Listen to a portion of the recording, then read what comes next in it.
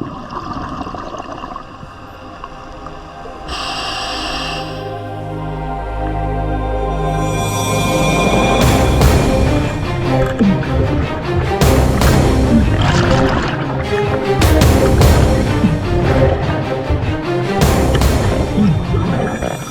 guys, welcome back to Whole the World Scuba. This is the ultimate lionfish spearing guide. In this video, we are going to discuss why lionfish are so bad for our marine habitat, what kind of gear you will need to hunt lionfish with, and finally, best spearfishing practices. So if you're looking for tips and tricks on how to become a better, more successful lionfish hunter, this is the right video for you. So for those of you who don't already know, lionfish are a beautiful orange and white reef fish who are native to the Indo-Pacific Ocean. This is the first problem with lionfish. They do not belong in the Atlantic Ocean to begin with. It is believed that they were released either intentionally or accidentally by private collectors on the east coast of the US sometime in the late 1980s. Lionfish are covered in 18 venomous spines, which is probably the main reason why they have no natural predators here in the Atlantic Ocean. No. This is the second problem with lionfish here in the Atlantic Ocean. They have no natural predators to keep their numbers in balance. These fish are like little aquatic vacuum cleaners. With voracious appetites, they will eat anything that they can fit in their mouths. If left unchecked, a single lionfish can eat up to 79% of prey fish on a given reef.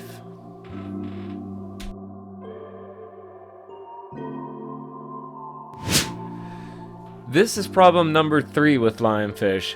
They are eating all of our native baby fish before they have a chance to reach maturity. The fourth problem we have with lionfish is that they have a high rate of reproduction. Just one female lionfish can lay up to 2 million eggs per year. This is why it is so important that we as divers should all be doing our part in removing these lionfish from our dive sites whenever possible. So whenever we're talking about spearfishing, the first thing that people think about are spear guns. And there are several reasons why we don't use spear guns for hunting lionfish. The first reason is, a traditional spear gun is just overkill for the kind of spearing that we're doing. The second reason is that once you spear a lionfish with a spear gun, you no longer have control over where that lionfish goes. And the third reason is once you spear a lionfish with a spear gun, you then have to remove it with your hands, which is a major safety concern. For lionfish hunting, we typically use a pole spear with a Hawaiian sling on the back for charging with your hand and releasing to make your shot. With pole spears, bigger is not always better. 3 feet is about the maximum size that you want for a pole spear in order to maintain accuracy and mobility. So when selecting a spear for lionfish hunting, it is very important that you choose a spear tip that has no barbs and is smooth. This will make it much more efficient to remove your lionfish into your containment vessel. While barbed spear tips are very effective at catching lionfish, they are very difficult to remove. You will spend a lot of time trying to get them off, and you will also damage the meat in the process. One of the most important pieces of equipment, besides the spear itself, is a place to safely stow your lionfish once you've caught them. What we use is the Zookeeper Lion Dungeon, which is basically just a PVC tube with a top and bottom that screw on and off. The top has this one-way funnel that allows fish to come in, but they cannot come back out. And the funnel itself is replaceable in case you happen to lose it or break it. These lionfish dungeons, they come in different sizes, and I would always recommend trying to get the biggest one that you can afford because they do fill up pretty quickly once you get good at spearing.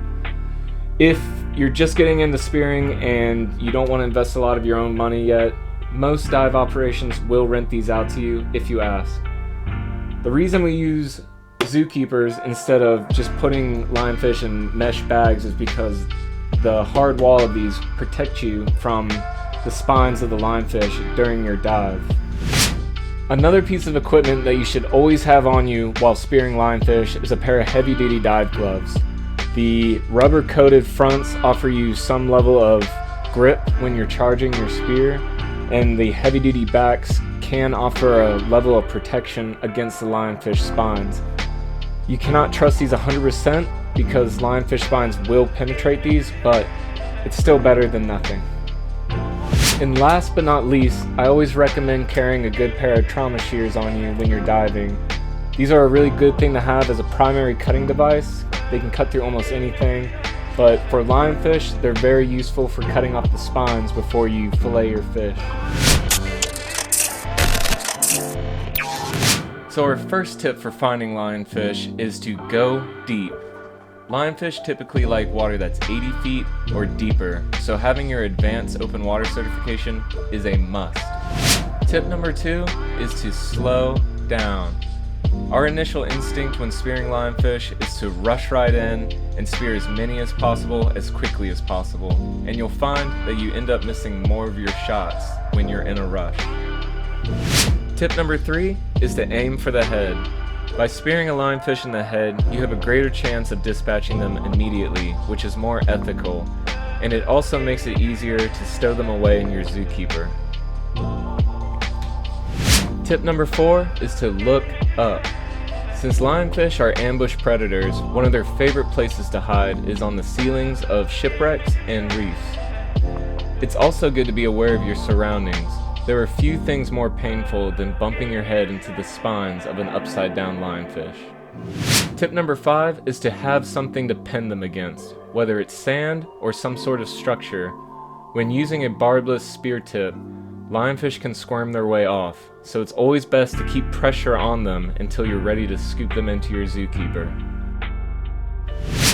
Tip number 6 is to hold your Hawaiian sling properly. The proper way to hold a Hawaiian sling is by putting your 3 middle fingers through the elastic band while using your other hand to apply pressure to the spear. Tip number 7 is to reload your Hawaiian sling with one hand. As you get more comfortable reloading your Hawaiian sling, you'll find that you can do it with one hand by placing your spear tip down onto a structure and using your dominant hand to apply pressure to the Hawaiian sling. This leaves your other hand free to hold your zookeeper and results in a quicker recharge rate and a more productive dive.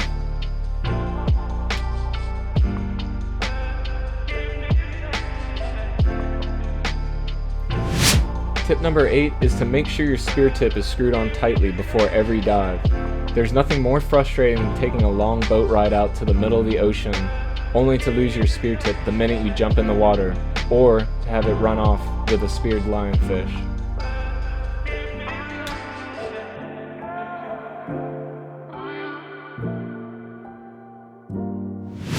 Tip number 9 is do not touch a live lionfish with your hands.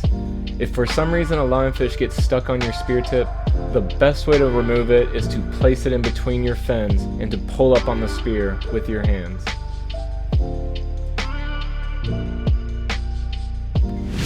Tip number 10 is to check your air pressure frequently.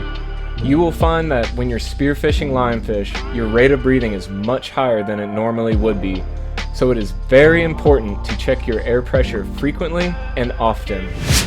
And last but not least, be aware of your surroundings. If your dive buddy is next to a lionfish that you want to spear, wait until your dive buddy is at a safe distance so they are not injured by an agitated lionfish.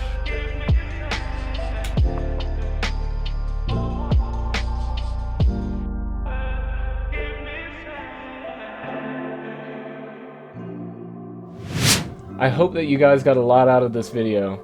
If you have any questions on anything that I didn't cover, please feel free to leave them in the comment section below.